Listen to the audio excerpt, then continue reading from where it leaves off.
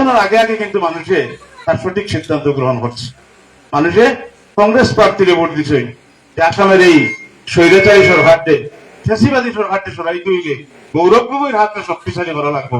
আর গৌরব গগৈর হাতে শক্তিশালী করতে হইলে আমিনুল রশিদ চৌধুরীর মতো কংগ্রেসের প্রার্থী যারা আছে তারা এই সমষ্টিগুলো থেকে নির্বাচিত করে দেওয়া লাগবে। এবং এই যে আহ্বান, এই আহ্বানে যে বিবেক ভোট দক্ষিণ করিমগঞ্জে প্রদান করা হয়েছে, নির্বাচন পরবর্তী সময়ে আমরা বিভিন্ন ভাবে আমরা খবর লইছি যে অঞ্চলে আমরা দেখছি এক সময় আমরা ভোটের সংখ্যা কম আছে, কিন্তু ভোটের দিন সকাল থেকেও যেমন মনে হয়েছে যে বিভিন্ন ধরনের অপপ্রচার, বিভিন্ন ধরনের প্রলোভন, এখানে খোলাভাবেও যদি আমরা কই বিভিন্ন ধরনের মানুষের প্রত্যক্ষ ভাবে পরোক্ষ ভাবে মানুষের বিভিন্ন ধরনের প্রলোভন ফেলাইয়া যে ধরনের একটা পরিবেশ তৈরি করা হয়েছিল, কিন্তু আলহামদুলিল্লাহ মানুষের সঠিক বিবেচনা করতে করিয়া তার যথার সময়ে মানুষের তার মহামূল্যবান ভোটটা কংগ্রেস প্রার্থীর পক্ষে দিতে, যাতে আসামে একটা বলিষ্ঠ সরকার প্রতিষ্ঠিত হয়। আর আমিনুল রশিদ চৌধুরী আমরা আজকের দিন একটা কথা কইব যে হাজারো বিপত্তি আসুক, হাজারো সমস্যা আপনার সামনে আসুক, মূল স্রোতটাকে যাতে আপনি কোনোদিন বিচ্ছুত যাতে না হয়, কংগ্রেসের এই জান্ডা লিগে আপনি থাকবা, এই আশা নিয়ে মানুষের দক্ষিণ করিমগঞ্জের ভোট দিছে। যত সমস্যা আপনার সামনে আসুক কংগ্রেসের ওই আপনি দাঁড়াইবা। কংগ্রেস থেকে মামায় যদি এর চেয়ে বেশি কোনো লোক দেয় আমরা নির্দ্বিধায় আপনার বইয়ার কোন লোকের দরকার নাই। দক্ষিণ করিমগঞ্জের মানুষ ফাঁকা রাস্তা লাগতো না, সেটা দিয়ে আমরা আটকে যাইব। কিন্তু মামার যাতে প্রলোভন আপনি পাও না দেন নির্বাচিত হওয়ার পরে, এই আহ্বান এবং এই জিনিসটা রাখে দক্ষিণ করিমগঞ্জের মানুষকে আপনার নেতা নির্বাচিত করছে।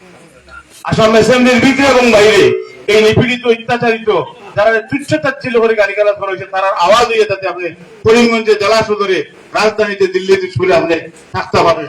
আমরা সমস্ত মানুষের এই প্রত্যাশা আপনার কাছে, আমরা ওটা বাসা না নিতাম কাছে যে আপনি আমরা নেতৃত্ব দিয়ে যাই, প্রয়োজনে যদি আপনি কাজ করতে পারেন বিরোধী দলের একজন মানে সৈনিক হইয়া যতটুকু পারছেন করবা, যতটুকু পারতাম না আপনার প্রতি আমরা বিশেষ দাবি নাই। এই আমরা আহ্বান রাখি। আর আগামী দিনে বহুত কষ্ট আপনারা করছেন। আমরা নির্বাচন এবার এই কম সময় হালাই আমরা দেখছি যে কোন মানুষের ঋণ পরিশোধ করে প্রার্থীর পক্ষে সম্ভব। প্রত্যেক মানুষ এখানে যারা আছেন নেতা কর্মী থেকে আরম্ভ করিয়া সাধারণ কর্মী পর্যন্ত প্রত্যেক মানুষের কন্ট্রিবিউশন এই স্বাধীনতার দলে আছে, এই দলের প্রতি আছে। আর না হইলে ফোকাটের একটা টাকা খরচ করতে, আর না হইলে 2 কদম আটিয়া মানুষে এই প্রার্থীর পক্ষে প্রচার চালাইছে। এই ঋণ জীবনে শোধ করার মতো নাই। আপনারা যে ঋণ, এই ঋণ জীবনে শোধ হইতে নাই। মনে করবা এটা কোনো ব্যক্তির লাগি নাই, এটা জাতির লাগে, আপনারা দেশের লাগে, উন্নয়নের লাগে। আপনার এই সামান্য পরিশ্রমে, আপনারা সামান্য কন্ট্রিবিউশনে আপনার এলাকার উন্নয়ন হইব, আপনার একটা বলিষ্ঠ নেতৃত্ব গঠন হইব, আমার ভবিষ্যৎ প্রজন্মে একটা নেতৃত্ব পাইব। এই আশা রাখি, এই উমিদ রাখি আমরা ভোট দিচ্ছি। এবং আমরা আশা করবো আগামী রেজাল্টের পরে আমরা তো আশা আমরা প্রার্থী বিপুল ভোটে নির্বাচিত হইবা। তার পরবর্তী সময়ে আমরা কইছি যে আমরা শুধু এখন বিধায়ক নাই, সংগঠনটাও আমরা রিফর্ম করবো। কংগ্রেস সংগঠনটারেও আমরা যারা আজকে আপনারা বাইরে রয়েছেন, যারা সংগঠন অন্তর্ভুক্ত হয়েছি না, বিশিষ্ট প্রত্যেক এলাকাতে মানুষ নিয়ে আমি অনুরোধ করবো যে আমরা সংগঠনটাকে শক্তিশালী করবো।